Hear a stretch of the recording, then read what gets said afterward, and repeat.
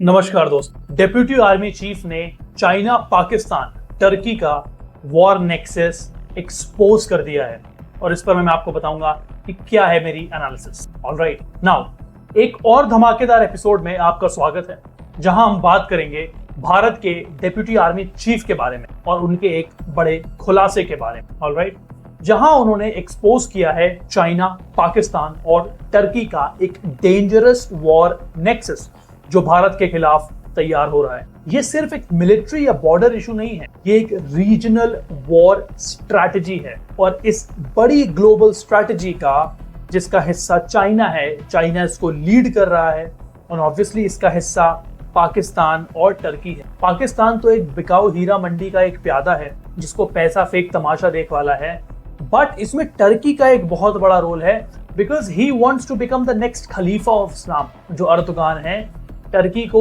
अगला खलीफा डिक्लेयर करना चाहते हैं। ऑलराइट, अब इस रीजनल वॉर स्ट्रैटेजी में जो कि साउथ एशिया रीजन में खेली जा रही है, इसमें क्या क्या है? इसमें है लाइव इंटेलिजेंस, ड्रोन्स और रियल टाइम वेपन टेस्टिंग। ये सब कुछ इसमें शामिल है। तो चलिए बिना किसी देरी के शुरू करते हैं आज का टैक्टिकल और स्ट्रेटेजिक एनालिसिस। ऑलराइट, तो दोस्तों सबसे पहले बात करते हैं deputy army chief lieutenant general Rahul R Singh के सबसे बड़े खुलासे। उन्होंने एक्चुअली में क्या डिक्लेयर किया? उन्होंने बताया कि जब भारत और पाकिस्तान के बीच में डीजीएमओ लेवल पर बातचीत हो रही थी, आपको पता ही होगा जब ऑपरेशन सिंदूर चल रहा था तो उसमें इंडिया और पाकिस्तान के डीजीएमओज आपस में बात कर रहे थे, तो चाइना ने पाकिस्तान को रियल टाइम इंटेलिजेंस फीड करना शुरू कर दिया था। चाइना ऑब्वियसली एक इकोनॉमिक सुपर पावर है, उसके पास बहुत बेहतरीन सर्वेलेंस सैटेलाइट्स हैं, तो बिकॉज ऑफ दो सैटेलाइट्स ऑब्वियसली उसके पास रियल टाइम इंफॉर्मेशन है और वो उस रियल टाइम इंफॉर्मेशन का यूज करते हुए पाकिस्तान को फीड कर रहा था। आप कोई भी वॉर लड़ते हैं गाइज, आप समझिए, आप युद्ध आज के टाइम पे कोई भी युद्ध बिना इंटेलिजेंस के नहीं लड़ा जाता। जैसे आप रशिया और यूक्रेन का जो भी युद्ध चल रहा है, मैंने इस पे कई सारे वीडियोस भी बनाए, आप चाहें तो उसको चेकआउट कर सकते हैं कि रशिया किस तरीके से यूक्रेन के मिलिट्री कॉन्वॉयज को, उनके आर्मामेंट के कॉन्वॉयज को, जहां पर जिस तरीके से उन्होंने अपना सारा मिलिट्री इक्विपमेंट का स्टोरेज करा है, जहां अपना बारूद जमा किया है, वहां पर किस तरीके से हमला करता है। वो बारूद जब लेके जा रहे होते हैं एक जगह इकट्ठा करने के लिए अपने वेयर हाउसेस में, तो रशिया उन ट्रक्स पर हमला करता है। ये सब कैसे होता है? ये रियल टाइम इंटेलिजेंस है जो कि सैटेलाइट की मदद से आप कैच करते हैं। यूक्रेन ने जब रशिया के 4000 किलोमीटर अंदर जाकर ऑपरेशन स्पाइडर वेब जब परफॉर्म किया था, तो वो कैसे किया था? वो सैटेलाइट्स की मदद से किया था, बिकॉज सैटेलाइट्स की मदद से उन्होंने बॉम्बर्स को लोकेट किया और बॉम्बर्स को लोकेट करने के बाद वहां पर हमला कर दिया। As simple as that. Similarly China अपने सर्वेलेंस की मदद से पूरे दुनिया में नजर रखता है, बिकॉज चाइना अगला मिलिट्री और इकोनॉमिक सुपर पावर बनना चाहता है बाई 2050। तो उसने क्या किया है, साउथ पैसिफिक रीजन को, साउथ एशिया रीजन को ऊपर नीचे करने के लिए he is trying it's level best. अब जब इंडिया में ऑपरेशन सिंदूर हो रहा था, इंडिया और पाकिस्तान की झड़प हो रही थी, तो पाकिस्तान का हमने मैक्सिमम कम्युनिकेशन ऑफ कर दिया था, मतलब ध्वस्त कर दिया था। तो उनको जो रियल टाइम इंटेलिजेंस थी वो सिर्फ और सिर्फ चाइना से ही मिल रही थी। अब इसका मतलब क्या है? जब हम अपनी डिप्लॉयमेंट बदल रहे थे, क्योंकि हमें अपने ट्रूप्स डिप्लॉय करने होते हैं, depend upon our strategic plans, हमें मैन्यूवर करना होता है, तो चाइना सैटेलाइट और इलेक्ट्रॉनिक सर्वेलेंस के जरिए पाकिस्तान को लाइव अपडेट्स दे रहा था। इसका मतलब यह है कि पाकिस्तान ने भारत की हर मूव को देख लिया था, हर यूनिट की रिपोजिटरिंग, हर बेस की एक्टिविटी पाकिस्तान को पता थी। और अगर पाकिस्तान एडवांस करता इस वॉर में, अगर ये हॉल्ट नहीं होता, तो पाकिस्तान के पास इंटेलिजेंस लेवल पे एक अपर हैंड था। माना कि हमने उनको बहुत ज्यादा डैमेज दिया, उनके एयर बेसेस को ध्वस्त किया, but at the higher level उनके पास अपर हैंड था, बिकॉज चाइना की सारी इंटेलिजेंस पाकिस्तान को जा रही थी। भाई ये एक सिग्नल है कि पाकिस्तान ने अपना बैटलफील्ड चाइना के लिए ओपन कर दिया है, जहां चाइनीज वेपन्स की लाइव टेस्टिंग हो रही है, जहां पर लाइव मैन्यूवरिंग हो रही है, और पाकिस्तान की एयरफोर्स एक तरीके से अनऑफिशियली दो हिस्से में बढ़ चुकी है। ईरान साइड का जो रीजन है वो अमेरिका लेके रखा हुआ है, वो अमेरिका के इशारे पे काम करेगा, और जितना भी इस तरफ इंडिया का गिलगिट बाल्टिस्तान इस तरफ का जो रीजन है, वो सब चाइना की हिमाकत करने में लगे हुए। अब हमको बहुत सारे नए डेवलपमेंट्स के बारे में समझना पड़ेगा। अब ये तो एक शॉकिंग बात थी, लेकिन एक और फैक्ट और ज्यादा डराने वाला है। लेफ्टिनेंट जनरल सिंह ने रिवील किया है कि पिछले 5 सालों में पाकिस्तान आर्मी का 81% हार्डवेयर चाइना का बना हुआ है। हमारे जनरल बोलते हैं कि हमको पता है कि आप जितना भी हार्डवेयर यूज कर रहे हैं पाकिस्तानी आर्मी में जो यूज हो रहा है वो 81% हार्डवेयर इज फ्रॉम चाइना, चाहे वो आर्टिलरी हो, चाहे वो ड्रोन्स हो, चाहे वो सर्वेलेंस सिस्टम हो, चाहे मिसाइल सिस्टम हो, ये सब कुछ पाकिस्तान ने चाइना से बोरो किया है, या तो बोरो किया है, उधार लिया है, भीख में मिला है, व्हाटएवर इट। पाकिस्तान अब एक क्लाइंट मिलिट्री स्टेट बन चुका है जहां चाइना अपनी डिफेंस इकोनॉमी और टेस्टिंग स्ट्रैटेजी दोनों चला रहा है। चाइना पाकिस्तान को सिर्फ च्युइंगम की तरह इस्तेमाल कर रहा है, जो कि अमेरिका भी ऑलरेडी करता है, बट अमेरिका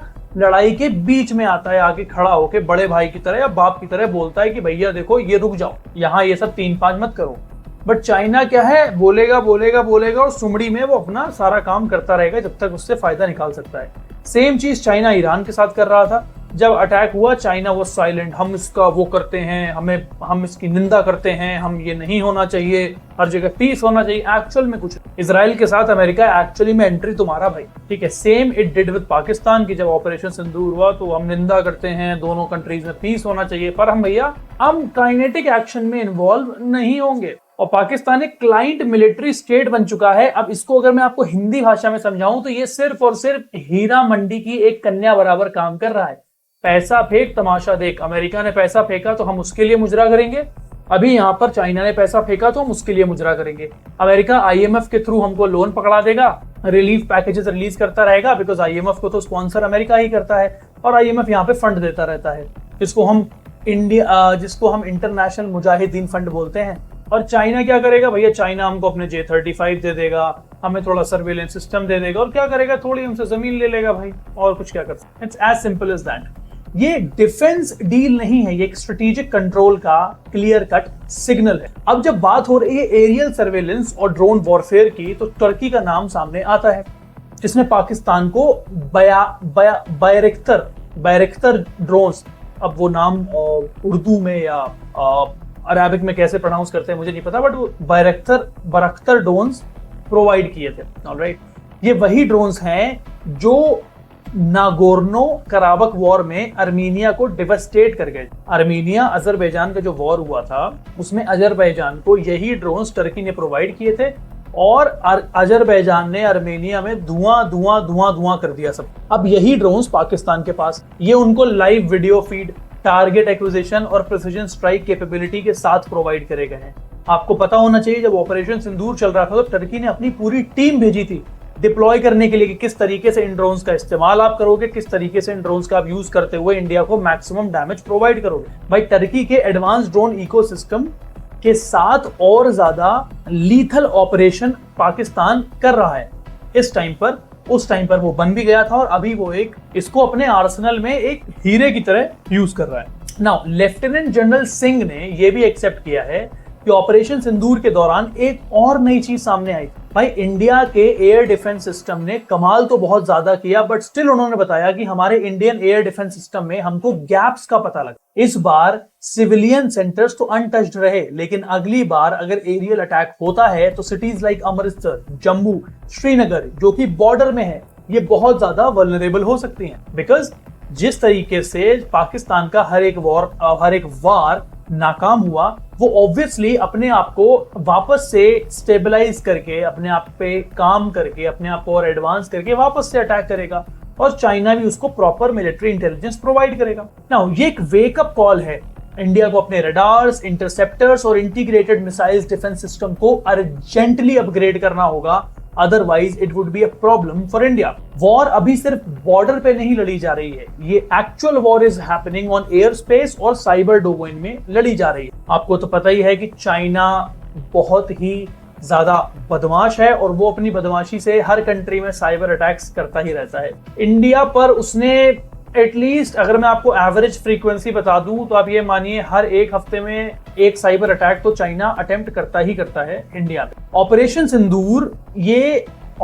सिंदूर जो लॉन्च किया गया था पहलगाम टेरर अटैक के तुरंत बाद, तो लेफ्टिनेंट जनरल सिंह के मुताबिक ये ऑपरेशन एक प्रिसिजन ट्राई सर्विस स्ट्राइक थी, जिसमें आर्मी, नेवी और एयर फोर्स का कोऑर्डिनेटेड रिस्पॉन्स था। इस प्रिसिजन ट्राई सर्विस स्ट्राइक में नेवी ने अपनी इंटेलिजेंस शेयर करी, बट नेवी को काइनेटिकली डिप्लॉय नहीं किया गया। Total 21 terror linked targets identify किए गए थे, लेकिन फाइनल मोमेंट में 9 टारगेट्स को सेलेक्ट किया गया और उन पे हाई प्रिसिजन स्ट्राइक्स की गई। नाउ ये न्यू इंडिया का एक एक्चुअल सिग्नल था कि we won't just absorb pain anymore. और इंडस वाटर ट्रीटी को अबेंस में रखने के साथ ही मोदी जी ने यह भी क्लियर कर दिया कि हम खून और पानी एक साथ नहीं बहने देंगे। We will strike back fast, hard and surgical.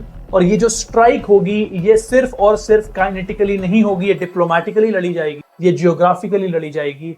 हम आपको हर लेवल पे तोड़ तोड़ के 4 टुकड़े में बांटेंगे पाक। This is what India is trying to do. Now, एक और चीज जिसे समझना जरूरी है वो ये है कि ऑपरेशन के बाद इंडिया ने एस्केलेशन कंट्रोल को बहुत ही अच्छे तरीके से ऑब्जर्व किया, जो इजराइल के हाथ से निकल गया इजराइल ईरान वॉर में, बट इंडिया ने बहुत फोकस तरीके से एस्केलेशन कंट्रोल पर ध्यान दिया। स्ट्राइक के बाद इंडिया ने सिचुएशन को थॉ किया ताकि वॉर आगे ना बढ़े। और ये एक मैच्योरली मिलिट्री डॉक्ट्राइन के फॉलो करने का एक साइन है, जहां शॉर्ट, कैलिब्रेटेड और डिसाइसिव रिस्पॉन्स दिया जाता है बिना किसी कॉन्फ्लिक्ट को ड्रैग किए हुए। पाकिस्तान को समझ आ गया होगा कि वो इंडिया के कॉम्प्रिहेंसिव स्ट्रेटेजिक डिसएडवांटेज और सीज फायर उन्होंने तुरंत ऑफर कर दिया।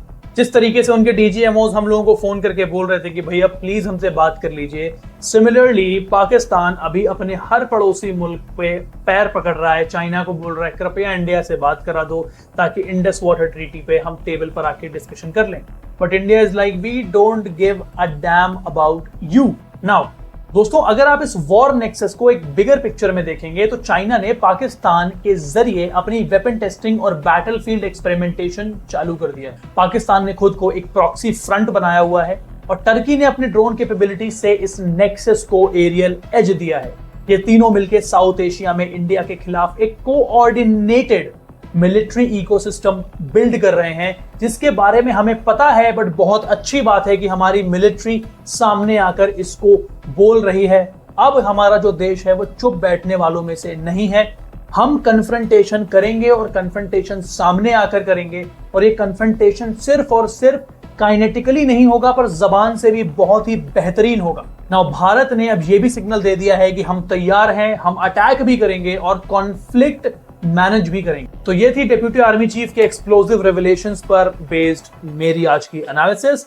अब सवाल ये उठता है कि क्या भारत फ्यूचर में मल्टी फ्रंट वॉर के लिए पूरी तरह रेडी है? क्या हम अपनी drones, tech, air defence grade और रियल टाइम बैटलफील्ड कमांड में मॉडर्नाइजेशन ला पा रहे हैं? भाई आपका क्या कहना? अगर आपको लगता है कि मैं ये बोल रहा हूं वो सही है तो please do comment and tell me हम किस तरीके से इसको अचीव करेंगे। अपनी राय दीजिए, इस वीडियो को शेयर कीजिए और लोगों के साथ जिनको डिफेंस और स्ट्रैटेजी में इंटरेस्ट है। और हाँ, चैनल को सब्सक्राइब करना ना भूलें। ऐसे ही नेशनल सिक्योरिटी के मुद्दों पर डिटेल्ड एनालिसिस के लिए सब्सक्राइब टू द आवारा टॉक्स। टिल देन, जय हिंद।